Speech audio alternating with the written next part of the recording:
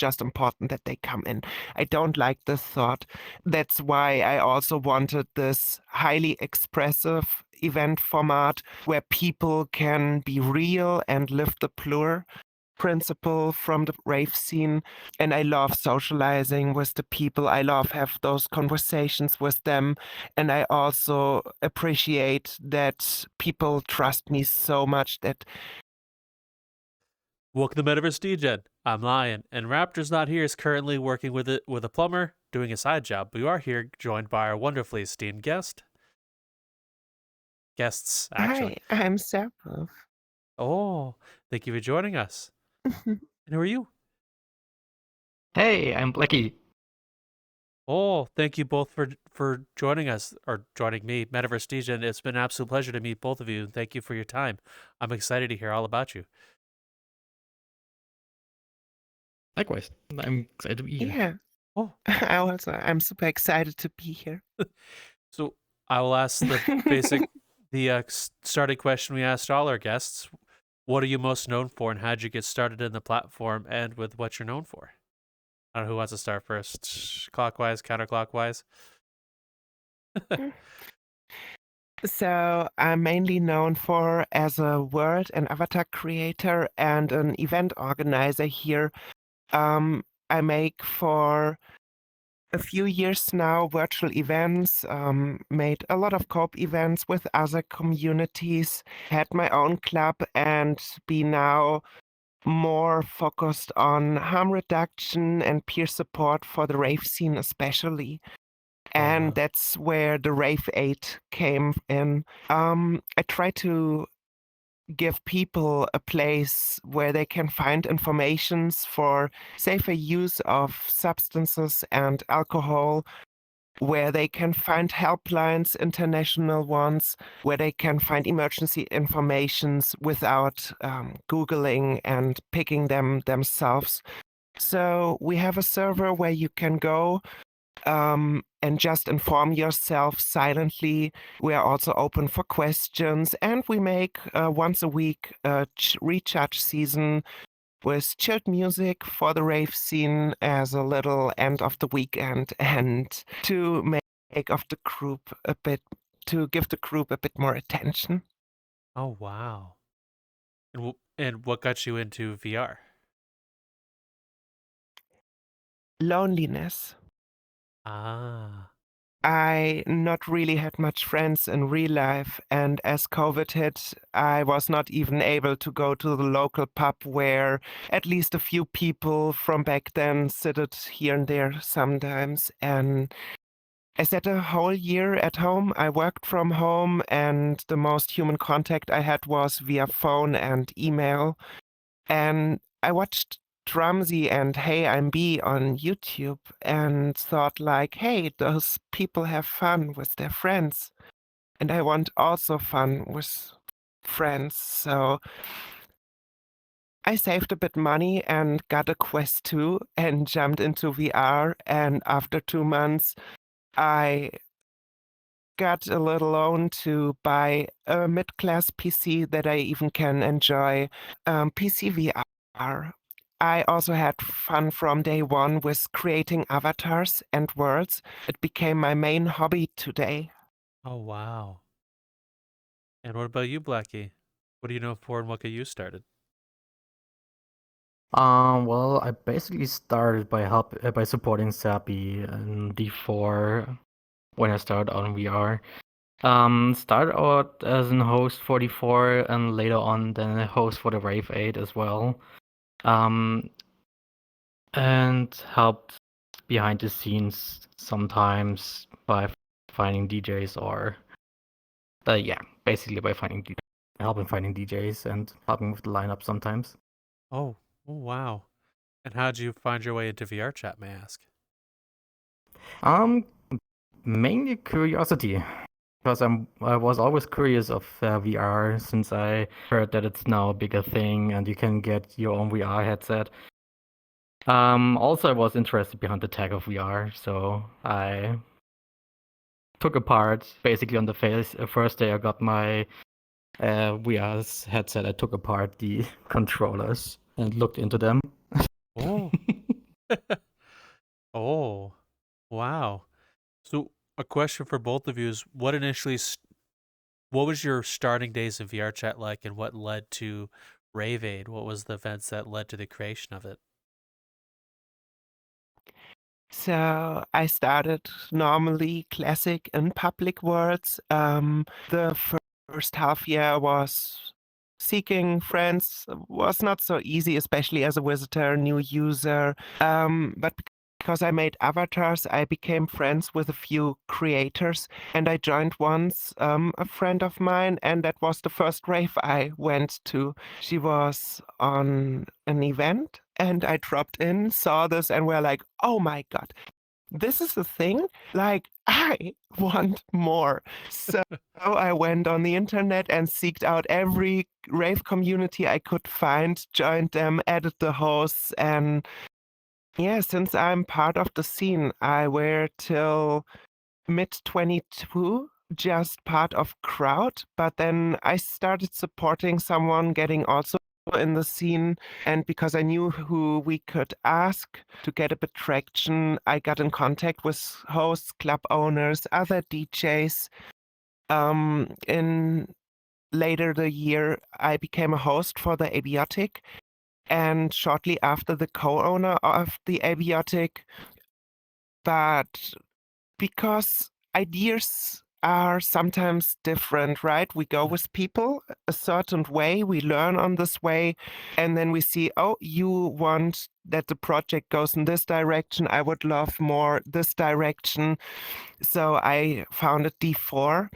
The idea behind D4 is to bring the underground feeling in the rave scene. We have not really many rules. We have kind of like only don't be a dick, and please don't wear an avatar who has more polygons than the whole world if it's possible, and wear clothes because come on. So it's the full freedom. We had a whole fun fair with Ferris wheel and free fall tower.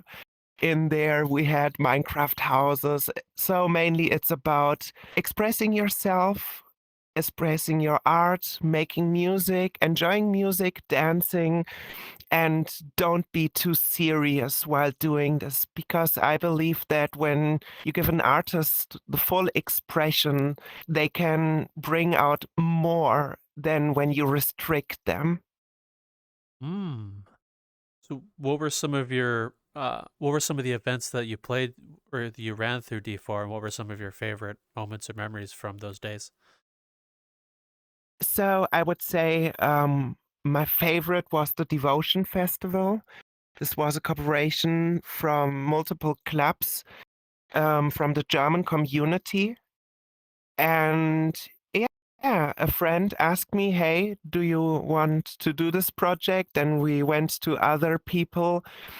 And I was chief head of the whole festival, what was amazing. It went 3 days. We had nearly 40 DJs. The whole German community came together, and it was such an honor to be in the orga and such a main part of it. It was amazing seeing this project developing for nearly a half year, and it was so surreal as we went on it. It felt like going on a real festival in real life. Oh. So was that your first collaboration, may I ask? And what happened during the event that made it one of your favorites? No, that wasn't the first corporation, but the first one was the German communities. I'm natively German, but I hang out with international people more. Mm. So I got in touch with the German communities myself. I met a lot of new friends. I went with a few of them in summer in Cologne around and partied IRL. It was just amazing being part of it. It was such a big project, and so many people put so much hard work into it. And then just seeing how everything went smoothly and everybody had a good time was such a joy. Mm-hmm. I could see how. It's different running regular events I'm sure it in is. compare. I'm sure. How was it so different between the events you normally run? The team size, especially. Mm. Most of the events, Plecky and I do ourselves. We have help from friends on a regular base, but they cannot be as committed as we did it before. So we were happy if someone helped hosting or make us an easy time booking people. So, but mainly the events were run between us two. In the past, we had also help from Lennox and Intermodal and some other communities. So the scene is amazing if it comes to working together, helping out friends, building bridges. So I'm so grateful for all the people I met in the rave scene. Wow. And I'll ask you the same question. What were your starting days in VRchat like, and what led you to joining D4 and the rest of the group? What got you here?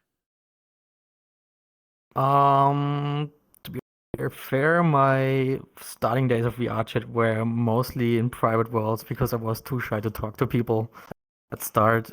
Mainly, I came to the rave scene thanks to Sapifh, which she kind of showed me the printing hall the first time in VR, and I was amazed by that. And since then, I joined then the first events of D4 back then.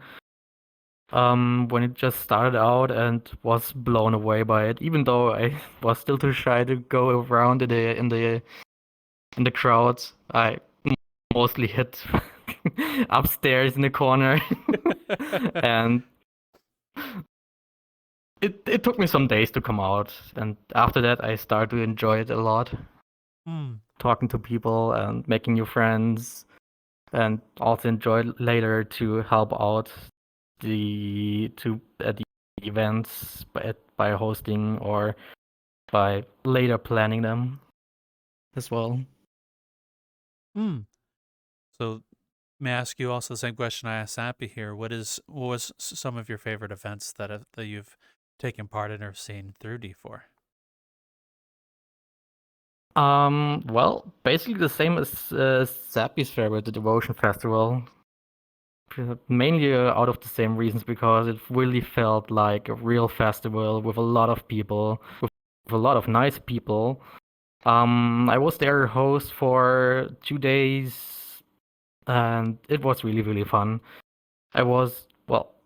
Technically I was there as a host for 3 days, but I stayed the whole 3 days, keeping an eye out and also enjoying the music and the people around us. Oh. So, as you said, you start off hiding in the corner. What made you want to go from not wanting to be in with a crowd to then hosting in front of a crowd? What caused that change? Well, mainly I started to gain courage thanks to Sappy and friends around us. So I have a lot of people who think that I can go into the crowd and talk to people as freely as I can today.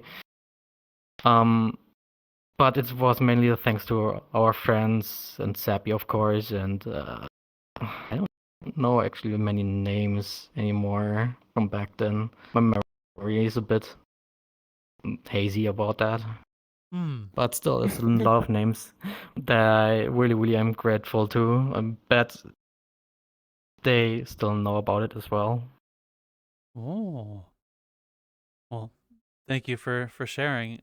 From when D4, what was raveaid after D4 or at the same time? What was the question again? The group raveaid, did that happen during the while the event club was running, or was that after? So the raveaid got founded 3 months ago. 4 months ago, I started building it up. I have some changes in real life. I have a boyfriend. I seek a new job, want to come forward in my career. And all of this stuff we did needs a lot of time. My day normally starts at 5 a.m. and goes till 12 a.m. and often it was even longer. I built every club world myself in Blender. I tried to get it good optimized. I also made most of the organization stuff in the background myself, keeping track of the events, the lineups, timestamps, announcement, drawing posters, and all the stuff took nearly every second of my free time. I'm also having always an open ear for the community, like no matter what I do here, I do it at the end for the community. So I think it's really important also working with the people in the community and not only seeing myself like real life club owners would see it. People come in, people come out, but I don't care for the people. It's just important that they come in. I don't like this thought. That's why I also wanted this highly expressive event format where people can be real and live the plur principle from the rave scene. And I love socializing with the people. I love have those conversations with them.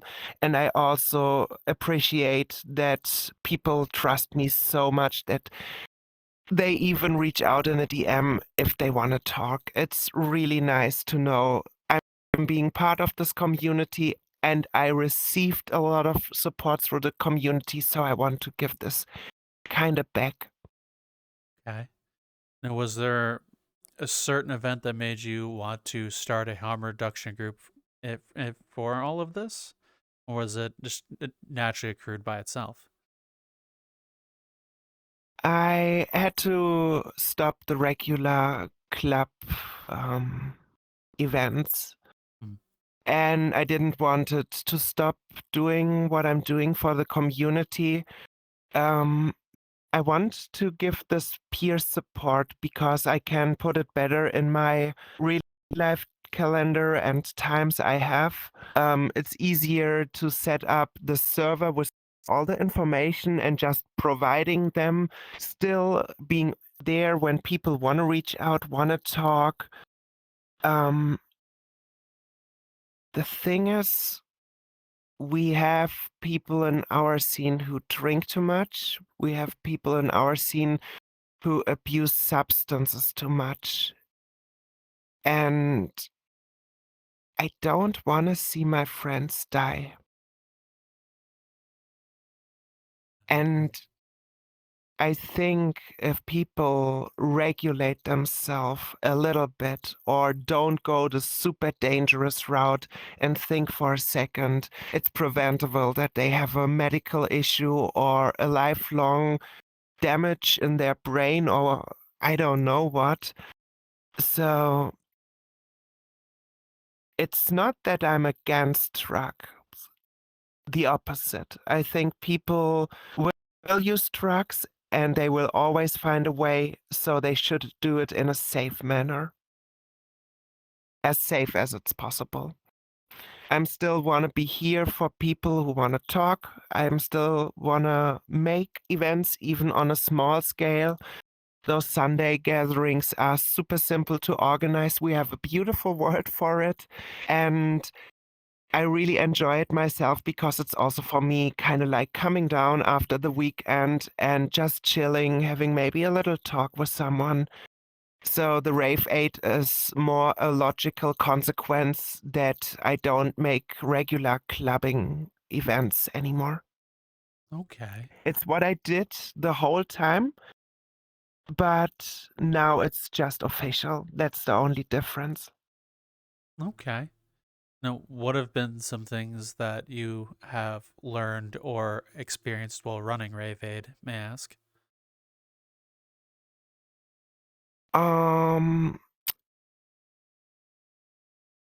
What I discovered is how nice it is to have more time for other stuff, especially. I'm in the rave scene for 16 years now. I made in the past raves in my city with friends together, like parking lot pop-ups or playing in the park or going in some old military building and just making music. It was this classic, hey, I have some CDJs or a controller or some, how they called, where you put the LPs on. I don't have the English word for it. The classic old way.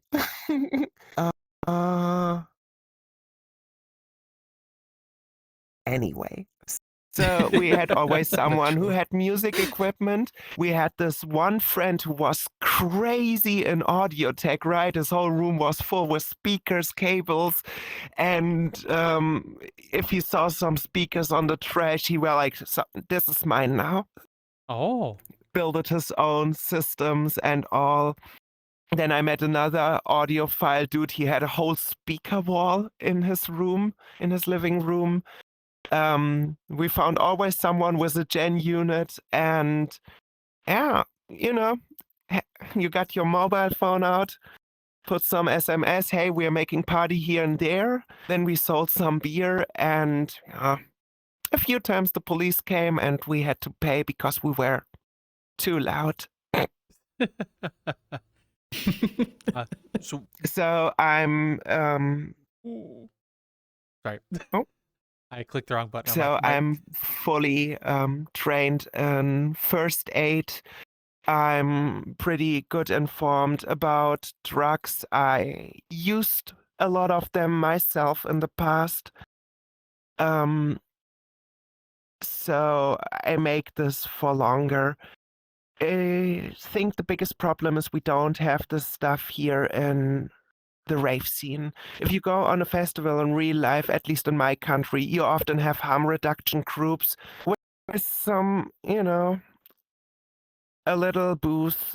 They maybe give you snorting tubes or info flyers and also can inform you, hey, don't combine this or that, or if you take this, drink a lot of water, make breaks, put a timer on if needed, stuff like this. And they are also normally pretty good trained in first aid. Oh, wow. So I'd like to dip into your history a little bit and into the whole harm reduction in real life and how they could use it in VRchat. But what got you started with your past with IRL parties, may I ask, and how long it were? You said 16 years. What made you want to continue with that for so long? So I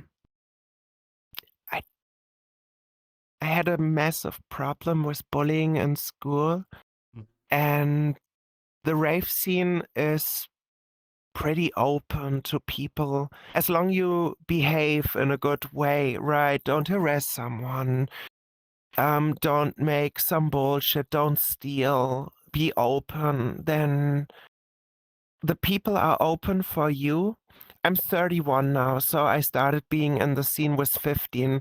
It starts more like, hey, I help you putting the shit together, right? Laying cables and stuff. If I became 16 and started helping with security a little bit. I had a lot of adults who were there for me, but they taught me really helpful stuff. Like, it was not a grooming situation. It's more like, okay, before this kid lands completely on the street, at least here we have an eye on them, right?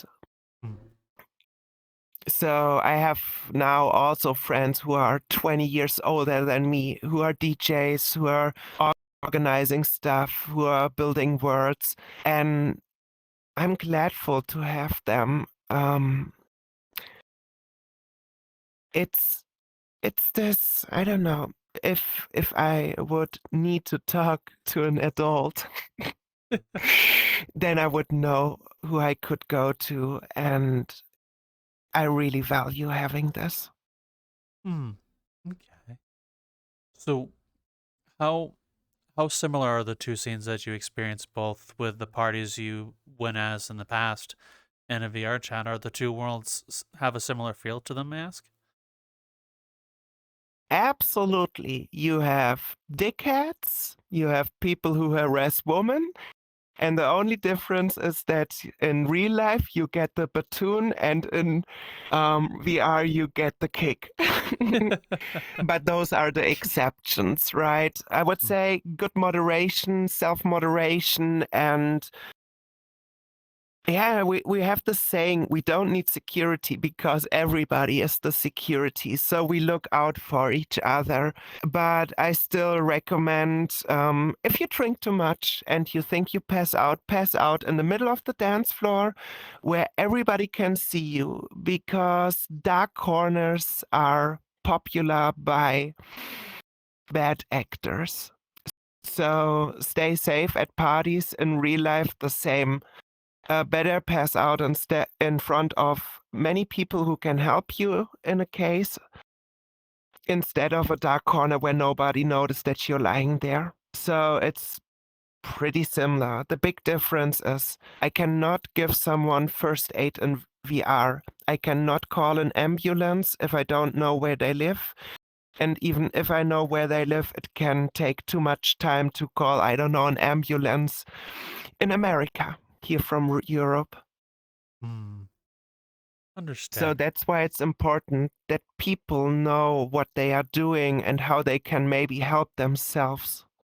I saw often, especially with alcohol, people completely passing out, not reacting to anything anymore, still with the headset on. And this concerns me to see because I feel so helpless looking at it.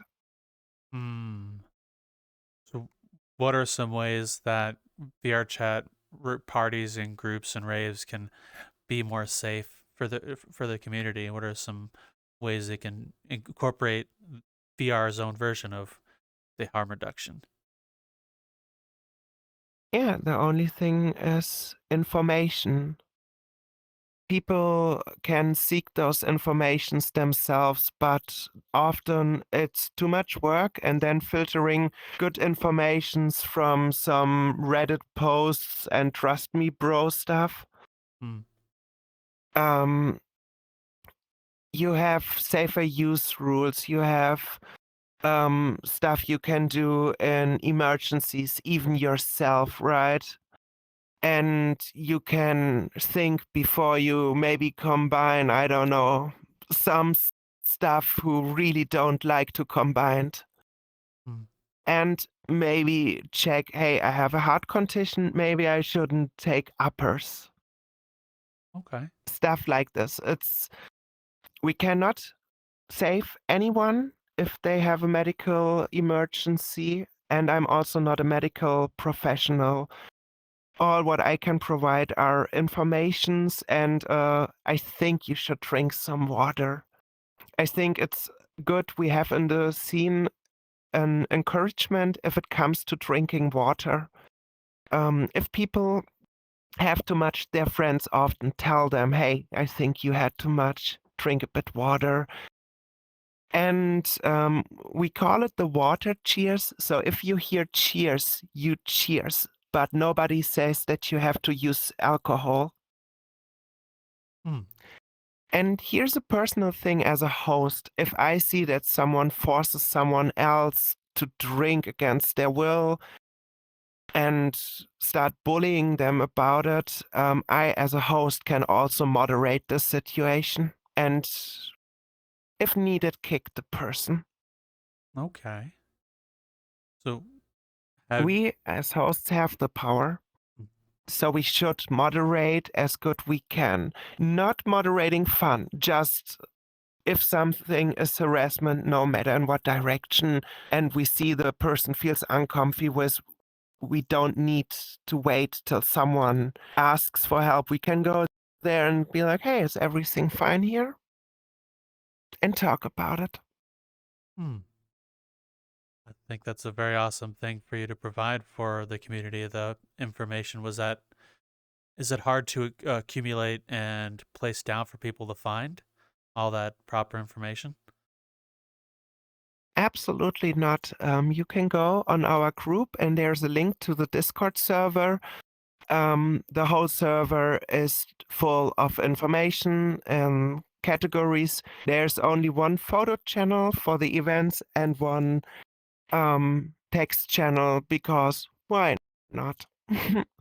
But the rest is locked and just view only. There's also no join-in notifications, so yeah, you see on the right who is in the server, but nobody gets a ping that someone new joined, and people can join, leave as they want. It's just really there to provide informations. Okay. So once you created the raveaid group, how did the VRchat community and the rave scene respond to this thing being created, may I ask? Was there a lot of positive reviews? Yeah, so I talked to a few DJs, to a few club owners who I befriended with, and everybody liked the idea, especially because we didn't had anything like this in the virtual rave scene till now. So yeah, the feedback was really good and the support as well. And our recharge seasons also get good visited by now. Every week more people join the group.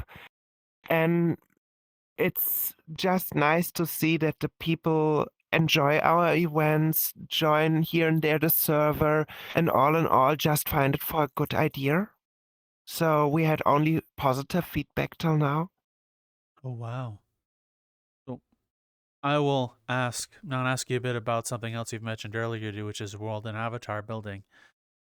How many worlds have you made and avatars have you made?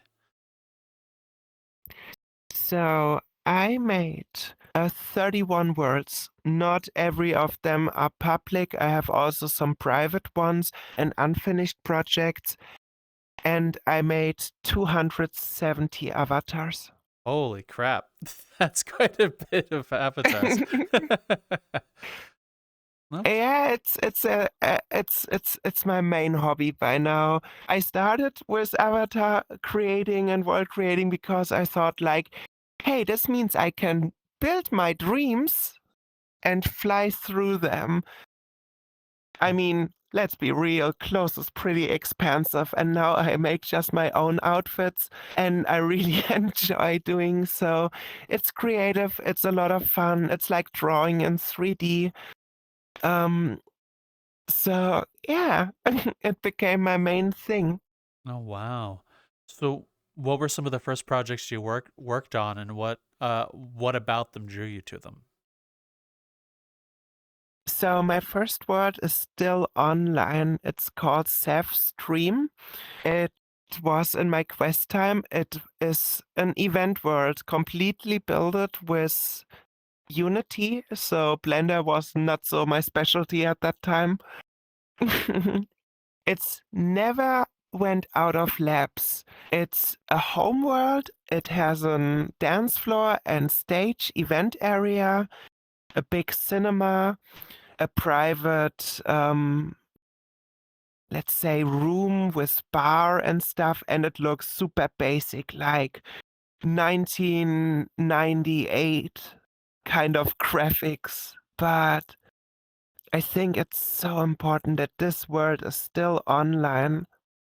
First, it's a beautiful memory for me, and it remembers me always where I'm coming from. And secondly, I think it's wrong to delete your work just because you became better in the future. It's like, I don't know, burning your kindergarten drawings because now you can draw like Picasso. But everybody has to decide this themselves. So I let my stuff online no matter how cursed or beginner like it looks like. Okay. What are some of your favorite projects you've worked on, and would you mind describing them a little bit to us? Oh, I'm here to interrupt your current video. Ask you a favor. Down in the description, down that way, is a link, metaversedegen.card.co, which you have a whole bunch of other places. If you wish to continue following us, we have a Twitter, which I run for us, which you get updates and other stuff and random thoughts from me. We have a Discord where Raptor, I, and the entire crew and all the other people we know will be over there hanging out. We game there fairly regularly or hang out in there, so feel free to go over that way and come chat with us. We'd love to meet you. we have a Spotify now. Surprise. Everything from a couple weeks ago forward, we'll have our Spotify content on Fridays. If I remember, we'll put some of our old content forward, but we're going to keep up with our current content on Spotify. So if you wish to watch it there or listen to it there, it'll be there for you as well. Also, we have a Patreon, which we have a whole other show, which we haven't been keeping up with, but we're doing our best. But we have a whole other show there for you as well. We would like to give a huge thanks to some of our supporters over that way, which is Future Oracle, Aliquum, Niche, and Forbidden Zero, all of which we thank you very much for everything, and hopefully we'll see you around and you continue to enjoy the content. Enjoy the current video. Bye-bye. So I would say the Bad Reputation Club was one of my favorite. It's a small garage-like club around a bit bigger than this room. Let's say double the size. And I put in a light system with LED tubes who are controlling area lit. So you have the real light projection in the world from the tubes above. They are as big as so they fill the whole area of the ceiling. And if a DJ makes crazy visualizing effects, they get projected on those tubes. So you can make light bars running through the clubs, every color you can imagine, crazy forms. It's fun. And it was a lot of fun building. Oh, it sounds like a lot of fun. What have been some of the most interesting things about learning to make worlds that have stuck with you, and what were some of the hardest things to learn about world building? I would say the hardest is the learning curve, especially with Blender. I know this sounds maybe a bit wrong, but Blender is not a hard program to learn or to use. The problem is you kind of like have to know everything from the beginning, and there is the problem, and why I personally found it really hard to learn. Because if you have your workflow, you are fast, you make stuff in minutes. It's amazing how fast and efficient you can build stuff with Blender. But for this, you need to remember all modifiers, everything what you can do in the sculpt tool, every stuff you can do with lines and geometry knots, and that's the big problem. It's too much knowledge to learn in a short amount of time. If you have it, it's a lot of fun and you are creative and just do it. But learning it takes a lot of time and effort, and it's always this, okay, now I try to make this. You go on YouTube, look in a tutorial, you look in the manual, go on Reddit, and step by step you get used to everything. So it's more, you have to be patient to get good in Blender, but if you reach the point where you feel safe, it's a lot of fun. Okay. So did you ever continue to learn Blender, or is it something you set aside? I learned Blender next to my work, like by myself. Oh, okay. So, Yeah. sorry. Oh. No.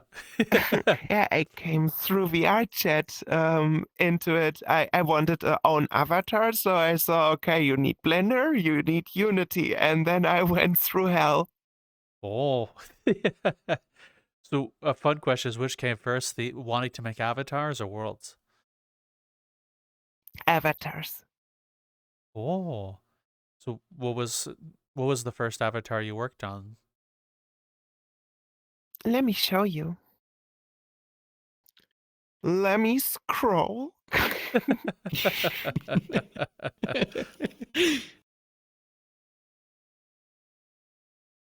So, so this is my first avatar. Oh, wow. It looks... Yeah, as you see, it's cursed. Doesn't look too bad for But, first avatar. I think it looks pretty good. Yeah, it has some wage pain issues, and Yeah, it's a classic Miko model mod kit bash first try, and it's even SDK 2. Oh, wow.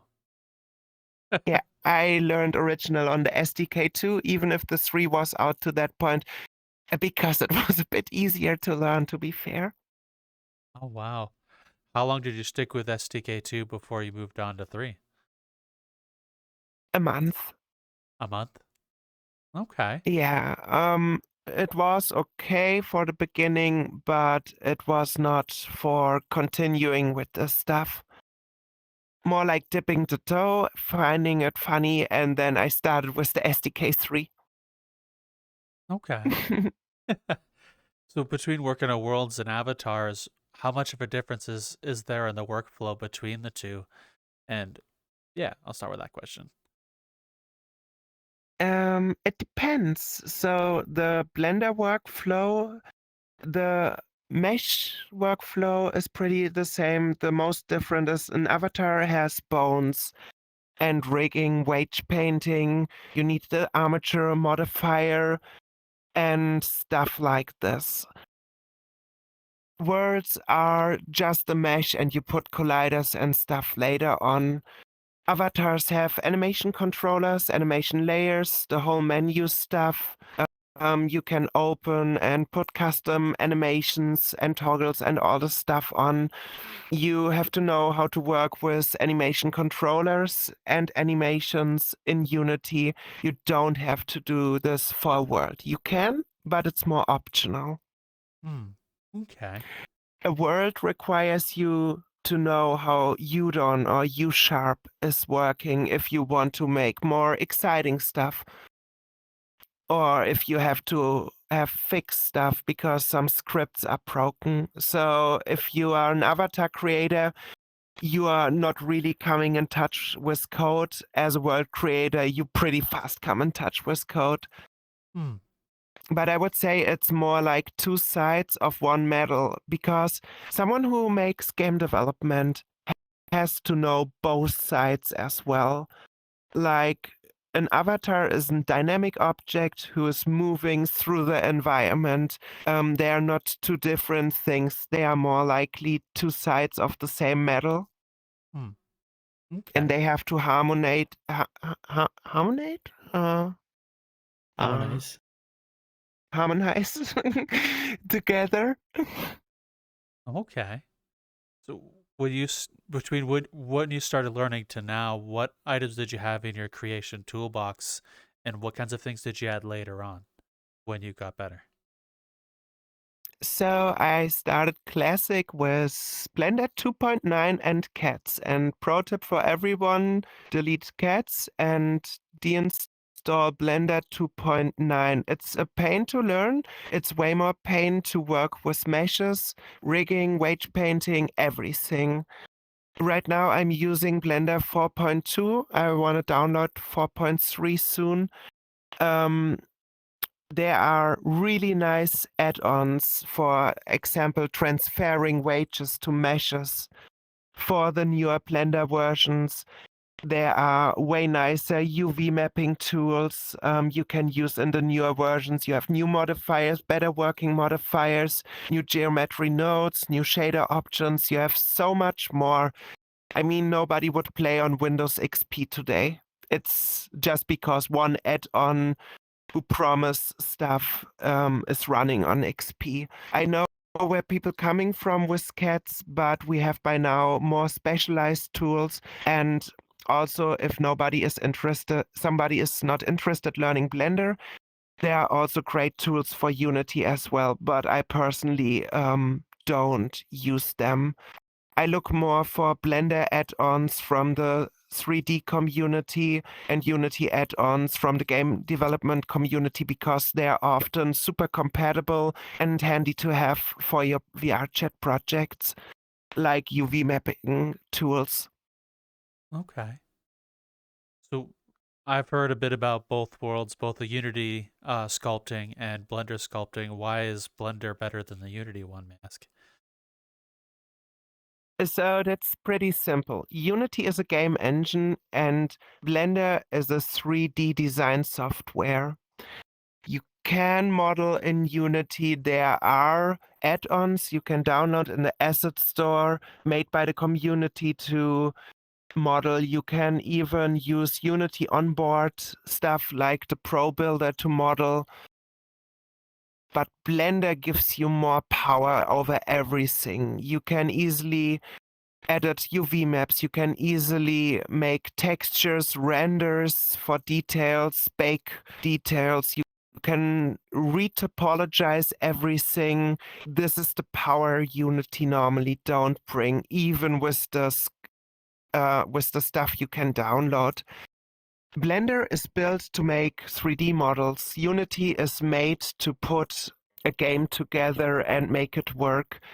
Those tools for Unity are more last-minute saving solutions for developers who try to, oh, I don't want that it goes now in another department and I have to wait again. I make 5 clicks and it's done. But the real power comes in Blender in-game if you really want to make crazy stuff with models. Okay. Well, thank you for explaining that. And I'll ask you another question I enjoy asking world and avatar artists. After you learned all this, could you see video games or enjoy VR chat the same? I'm not much of a gamer. Okay. Fair enough. So I played because I was bored GTA Online for 900 hours in the first COVID year, right? Plaggy and I play sometimes Star Citizen together if it's working. I love playing VR games like Into the Radius, but normally my PC runs for VRchat or for working for VRchat. Fair. I can understand that. So with a lot of your projects, how many do you have that aren't posted or have been seen yet? How many sit back there in the back burner? Oh, I have some worlds who are never published, some avatar who I never finished. The thing is, I go a bit with the flow. I can start a project and even nearly finish it, but if I don't vibe with it then anymore, then I never uploaded it. Okay. So how many worlds made you want to be motivated to finish them, and what about those worlds made you want to push through? Often it was, I don't know, just doing it for the sake of doing it. I am, if it comes to stuff like this, a bit random. Sometimes I'm bored, open Unity, start building, and then I just never open it again. Sometimes I like it and continue working on it. Sometimes I have a nice idea and then I'm so restless that I cannot stop working on it. I would say it's more a feeling thing than something you can explain with logic. Okay. Well, thank you for explaining that a little bit. I do appreciate it. I feel like I've been ignoring you a little too long there, but so I'm gonna ask you a few questions too now. So what are some of the do you have any moments or memories through both D4 and Raveaid that you enjoy or have stuck with you as a host?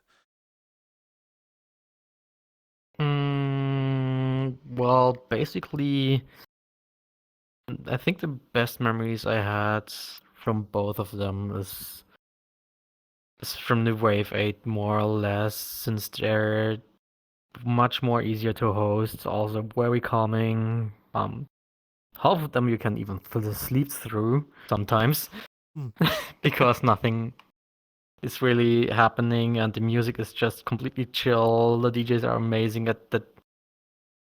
The DJs are making amazing music as well, so most of the time the people are just there really to chill, find a place to sleep, or talk to friends as well. So I think the raveaid, I have the most calming moments and memories of. Okay. From D4, I think the most fun memories I had was in our regular event in the printing hall, where people really tend to build homes, or like well, what build? I mean, spawn homes or other stuff there. I mean, we had one time this event where somebody spawned a house in the middle of the dance floor, and we all went into the house, even the DJ, and had this house party in the middle of the dance floor. That was pretty funny. Oh, so how do you feel going from being a club goer to a host? Do you appreciate the event staff a little more than you were when you were just an enjoyer of the rave? Absolutely. It feels actually that I can give something back as return for everybody that's helped, for everyone who helped me as well, and that's for helping inside of the community a bit more. Because, well, I owe the community a lot, and my friends, of course, I owe them a lot of as well. So it feels like I can give everybody a little bit back Okay. through hosting or event organizing. Oh, wow. May I ask, what makes you keep on staying in the scene for so long as you have? Mostly, of course, my friends and the music. That's the two main reasons why I still keep going in here. Also, the possibility to, of course, help out the community and give something back. Okay. So, what kind of experiences have you had with the community that made you want to give back to it? Mm, well, before I joined the rave scene, I was at a bit of a dark spot with a bit of a dark place. Me being shy and sitting in a corner was not like well, it had its reasons. Let's say it like that. Um, the main reason I wanted to give back to the community and my friends something is because they helped me get out of that spot. Oh, wow. I'm glad you're able to have that kind of experience here in VR chat. That's actually pretty awesome that they're able to help you out of that dark spot. Hmm. Yeah, I'm really grateful for them. Okay. So, So, what are some of your favorite events as a host? Like from the host side, not the enjoyment of the event itself. Or maybe it is. mm, well, of course, top spot is still the devotion. Fair. That was really a fun event. But after that, we did a garage in a garage event on the Bad Reputation World from Sapifh, and that was also a really, really nice event. Also, I had my first experience with something that went wrong while posting. What do you mean? What's wrong? Some standard technical issues, but we sorted out pretty quickly. Okay. So I would like to ask you a question as well. Of the worlds that Sappi have built, you've held events, and what are some of your favorites? Mm, well, I'm a little bit conflicted between this world, also between the raveaid world and that reputation. I think both are really, really great worlds. I really, really like the vibe of both of them. So I can't decide yet which one is better. But these two are probably my favorites. Okay. And is your hosting any different for the chill events with Raveaid now versus D4? Mm, Yeah, well, raveaid is a lot more chill. Also a lot less hours to post since we only do like 3 hours of DJ sets. Um, Before it was like I think what did we do, like 5, 6 hours? I can't remember, 6 hours up to 12 and one Yeah. time 25. Holy The crap. thing is over over 6 hours, it starts to feel like work, and people need to make a break, not just to load their stuff, because having all those stuff around you for hours, you need to eat some, you maybe just need to relax your eyes a little bit. So when we had 8 hours event, everyone had a half hour at least break time, and it was important for me that everybody took their break, because it's really not good if you're so long with the headset on and under stress and watching a crowd. And we never had to moderate a lot, but it can get heated if you have to moderate someone. Yeah. Hmm. Oh, wow. So do our breaks, how often have you been incorporating breaks for events that long, and what caused the 25-hour event?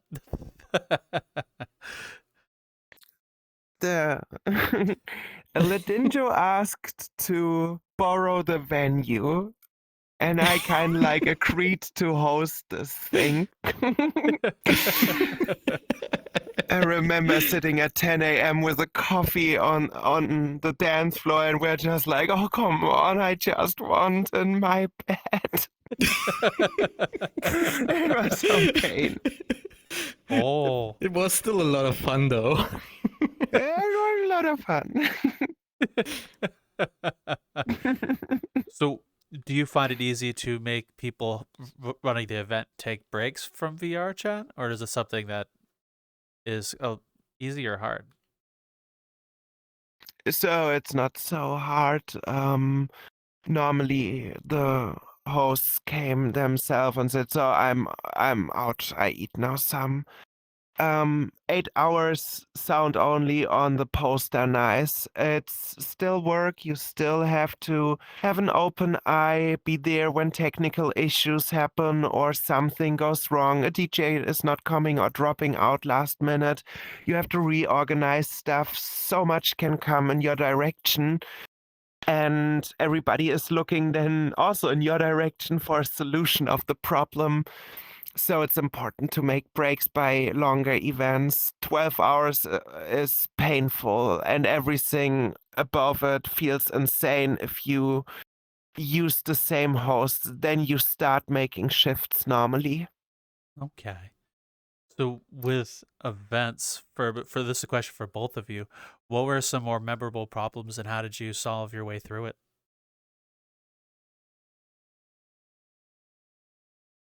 Huh? Oh, What was the oh, question again? Sorry. that's okay. What were some more memorable problems you've come across running events for D4 or even raveaid, and how did you solve your way through it? And that's a question for both of you. Oh, oh. So I would say my top three were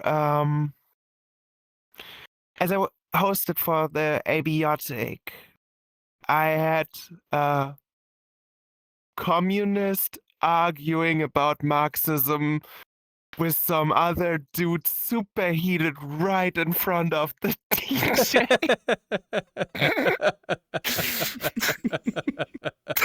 That could definitely sound Like memorable. they screamed at each other. No, this is meaning that you referring to.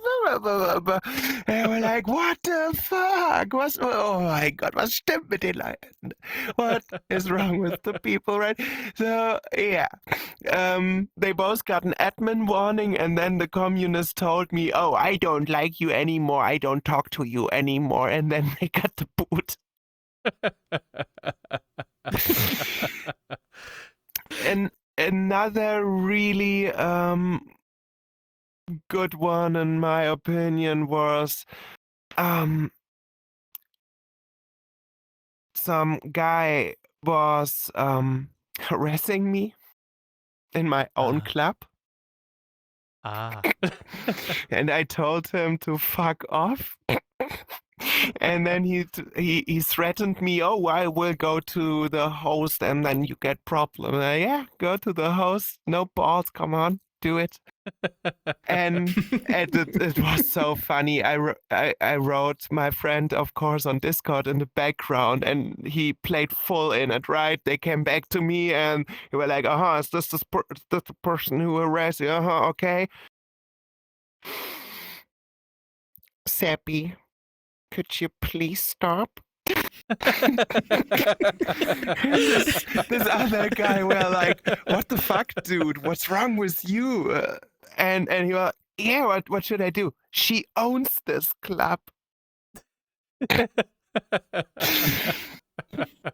So yeah, normally moderation is pretty strict. If I say stop and someone says no, then the next reaction is a kick out.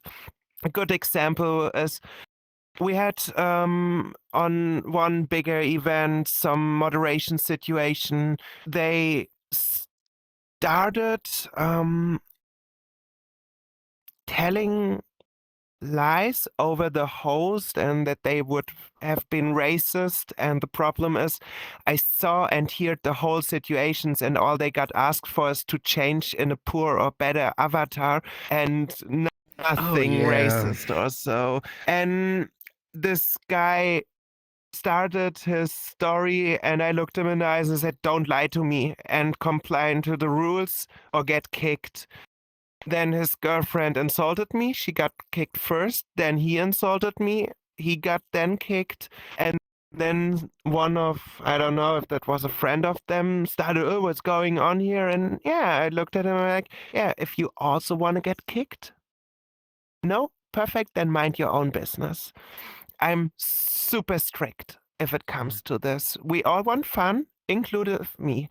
I don't argue if someone breaks the rules, and I don't like if someone tries to tell bullshit to get, their head out of the sling.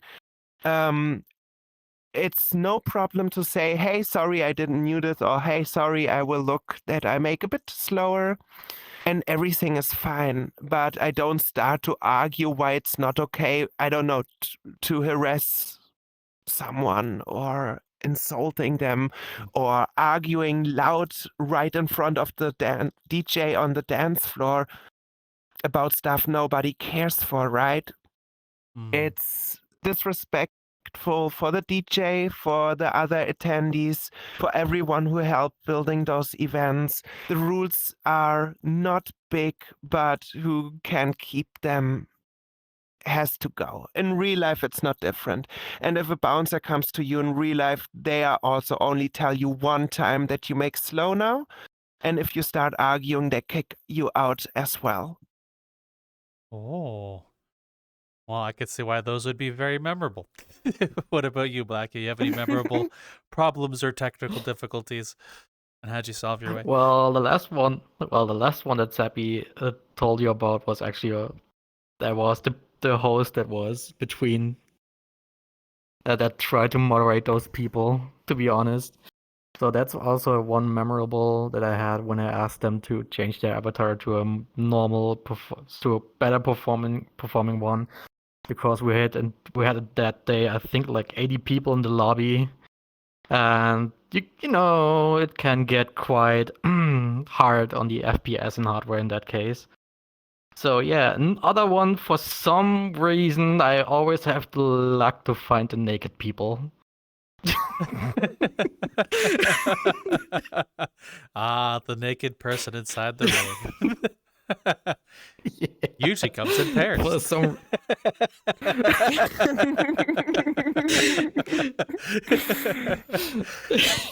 yeah, for some reason I always only backstage allowed.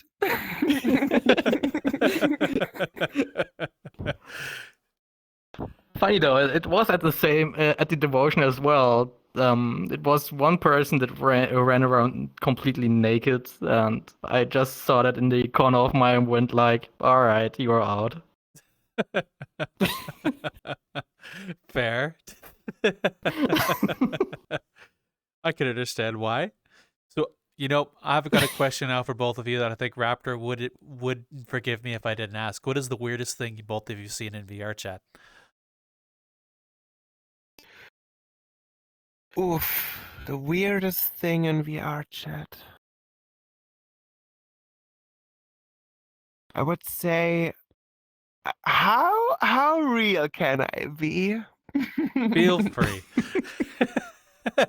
All right, get ready to get demonetized. We don't make money anyway.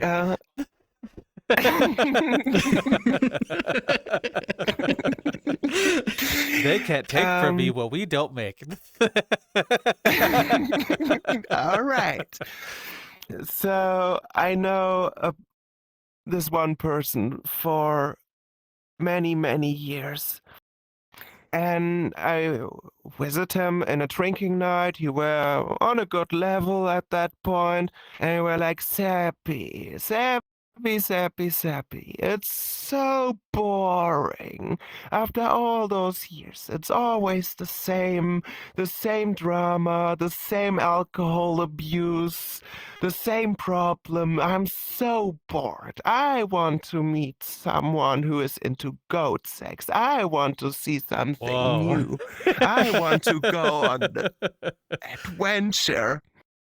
And I was sitting there and we're like, oh my God, now we are sitting here again and you dreaming of goat sex or meeting someone who's into it. You know what?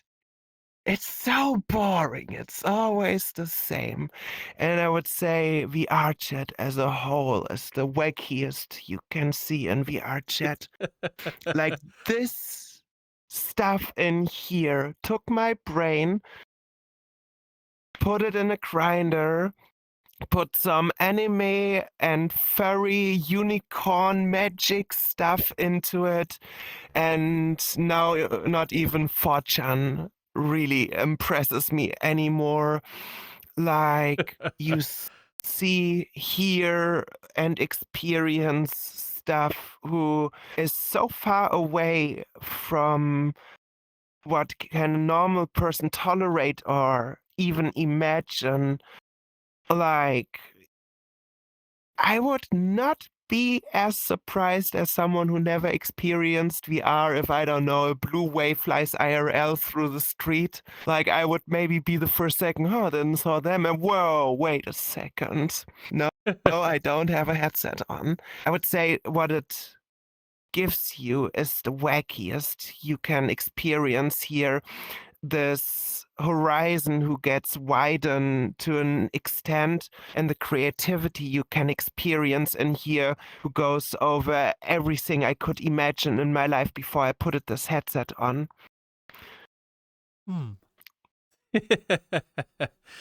Fair. I could definitely agree and understand with that.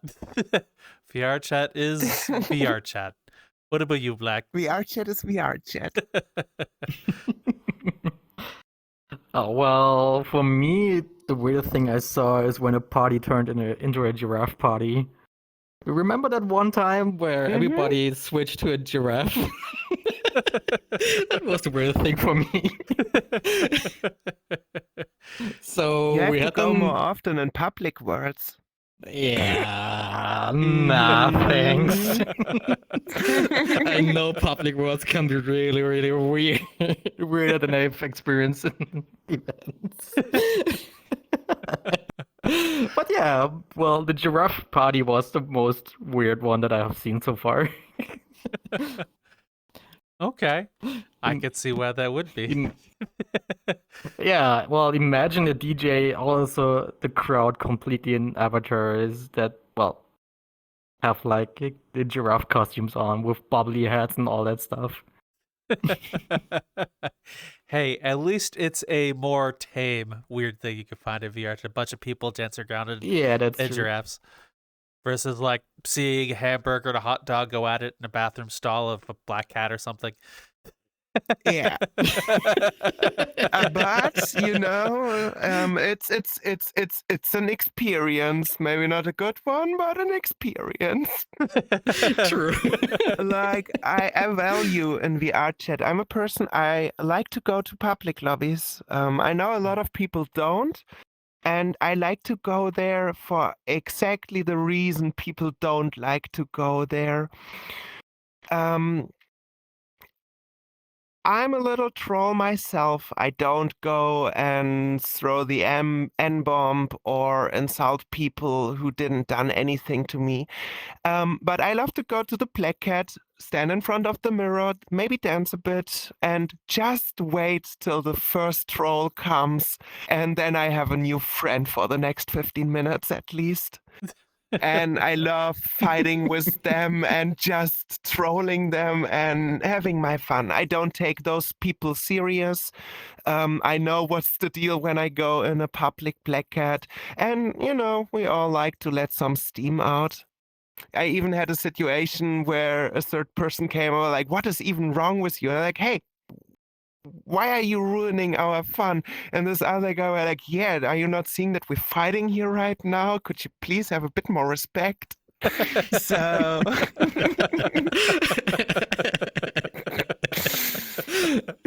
you get what you buy. Fair. You know, you're one of the first people I've met that ooh, I'm crashing. Oh, I'm alive. I almost crashed out, but I'm alive. You're one of the first people I've met that would go to a black cat. I'm alive too. You're one of the first people that would go to a black cat to intentionally counter the trolls. I mean, yeah, why not? It's fun. I love doing this. And I've made it since my beginning time. Also, sometimes you meet really cool people and friends for longer. You not meet new people if you hang out in the same world with the same peeps every day. And I like sometimes also just watching the chaos. I don't know. We all love those fail videos on YouTube, right? So that's kind of like the same. Fair. You know, to be honest, It's super cringe. I could understand. I would have met my friends if I didn't go to public black cat or great pug, so I could agree with that. Yeah. Well, last couple of questions for the both of you before we wrap this up. First of which is the names you use in VRchat. Where'd it come from and why do you still use it?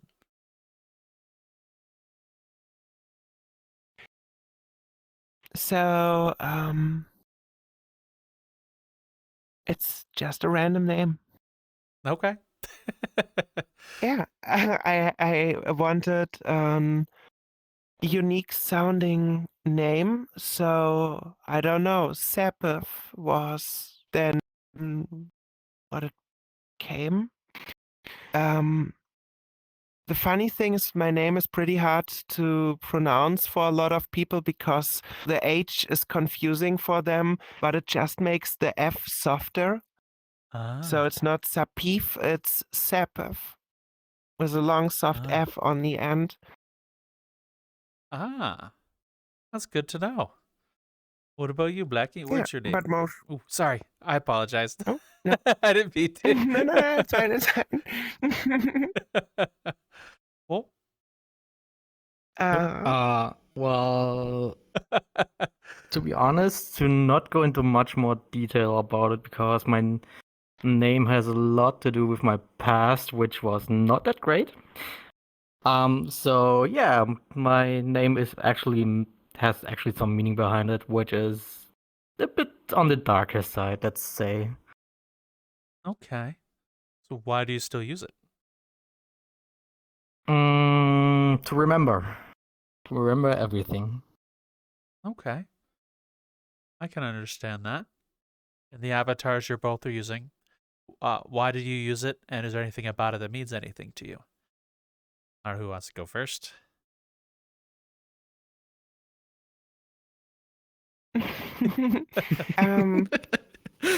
It's just cute. Like I love to make avatars. I like this one because it's cute. It's inspired by the Ring and the Ghost Girl from those Japanese horror films. Mm.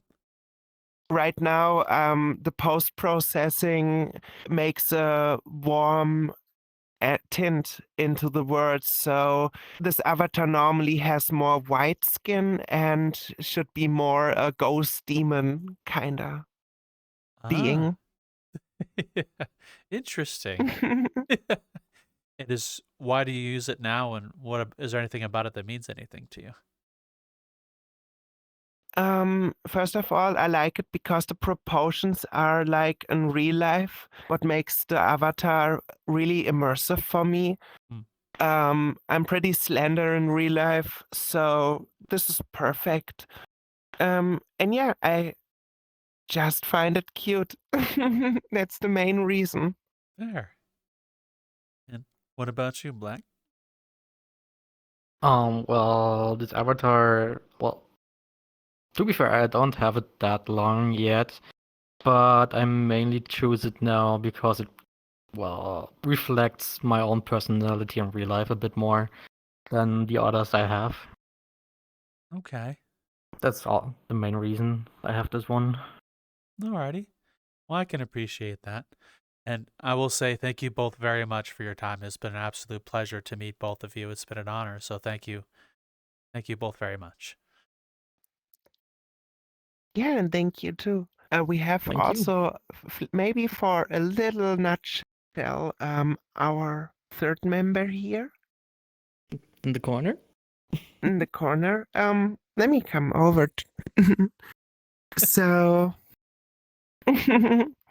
Lotki here especially supported with drawing the mascot of the Raveaid. When you join, the thumbnail Cheapy was made by her. She especially supports me personal in the background on Discord, alone for being there, having an open eye. And she's also officially part of the team of the Raveaid. The only problem is time zones. So she is from the American time zone. We are sitting in Europe, and we have, I guess it was a 6-hour difference. What is a lot because of work and stuff. And yeah, the avatar she has is also made by me. It was a gift for all her help. That's very nice. And of one you. of her pictures is even hanging on the wall. It's the second one. Ah, I see it. So she's really, really talented. Oh, wow. You are very talented.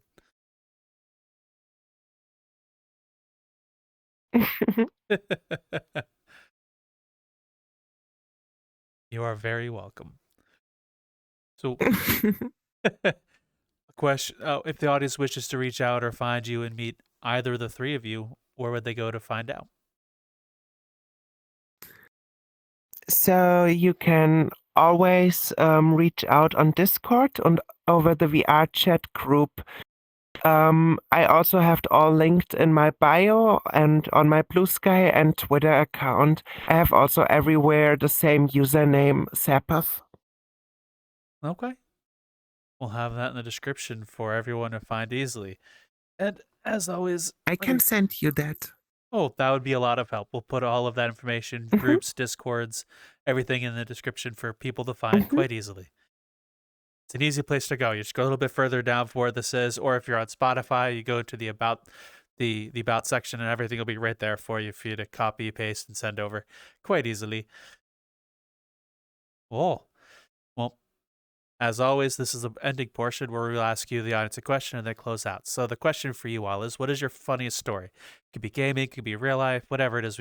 I would love to read it in the comments section, right down that way. And as always be safe with your fun. Sometimes it can be quite easy to get lost in this stink, but sometimes being safe is a bit more important. But that's it. Have a good one, folks. See you in the metaverse.